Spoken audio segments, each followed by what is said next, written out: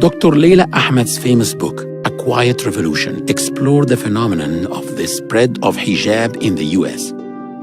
But to study this phenomenon, she had to study it in Egypt first.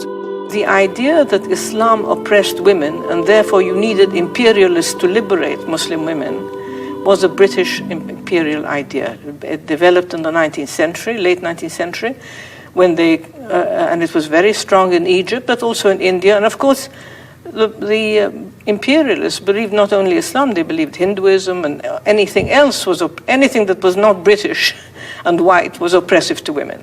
So they justified their reasons for ruling in these places and for retaining power and refusing to give the local people power was that their way of life, their religion was superior and Islam was inferior.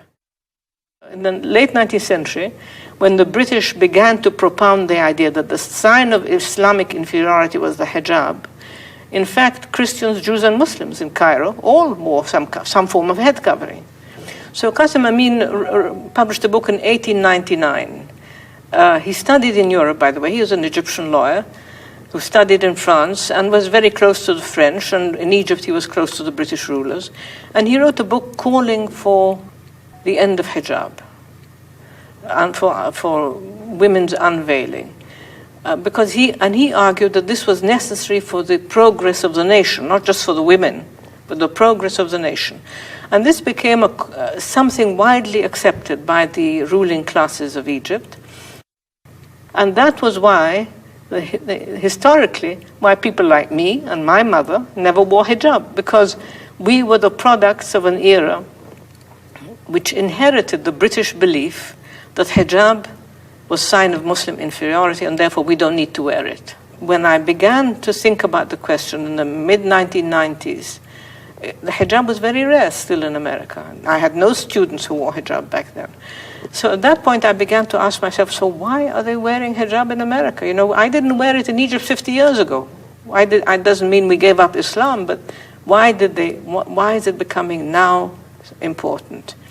And in order to answer that question of why women in Cambridge, Massachusetts, in the United States were wearing hijab, I found myself I had to go back and study Egypt, because Egypt was the source of the spread of the wearing of the hijab in the second half of the 20th century. And again, let me speak personally, I began by assuming that the fact that they were wearing it was something anti-feminist, something patriarchal. They were accepting some patriarchal way of thinking about women. And I began by thinking, well, it must be some kind of fundamentalist, anti-Western Islam. That was my starting point.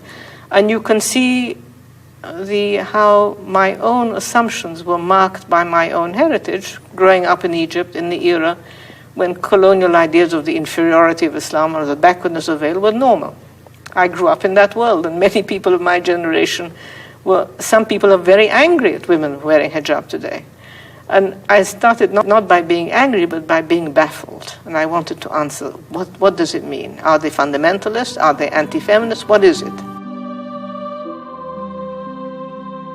I found that there were lots of reasons, practical reasons. Now, I'm leaving aside the question of the religious belief. You know, one can just assume that that's an important key element. But I based my observations on the studies that were done at the time by anthropologists and various scholars of kind, asking women, why are you wearing hijab? What does it mean to you? And among the answers they gave was disenchantment with the corruption of society, that they were standing for justice. They wanted a new kind of society, and also that gave them rights. So they had the right to go to work now. In the old days, it was awkward for women to work in an office full of men. As they put on hijab, they could say, well, you know, we're Islamically covered. You have no right to discriminate against us.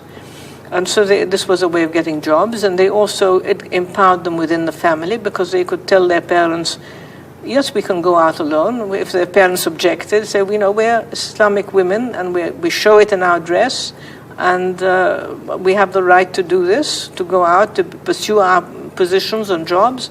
So it did not lead to their oppression.